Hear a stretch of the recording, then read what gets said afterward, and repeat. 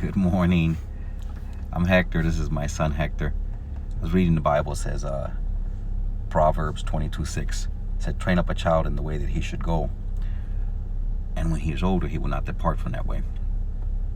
So what do our children look to us for?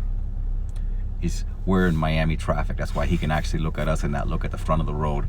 So we got time to record messages and do everything else. But what do our children look to us for? And I think that what we got to realize is that a lot of it is non-verbal. It's not so much what we say, it's what we do. And if there's one thing that we need to be aware of, is and this is something that we don't realize, one of the biggest things that we train, especially young children in, is how we handle disappointment, how we handle when things don't turn out the way we expect them. Do we remain persistent? Do we scream? Do we give up? How do we handle disappointment? So in all the ways that we live our life, we have to be very, very, very aware that our nonverbal cues to our children are sending a message. And in actuality, you could say that sometimes what you say to your kids, they can't hear, because what you do is screaming so loudly and giving a different message.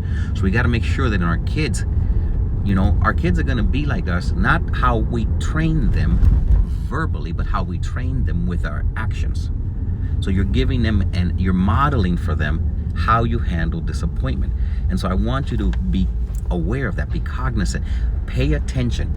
What do you do when things don't turn out the way that you expect them to?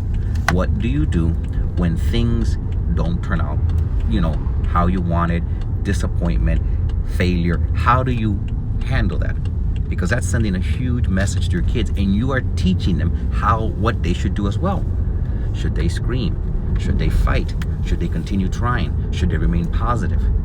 What message do you want to send to your kids? Because they're going to grow up and do the exact same thing.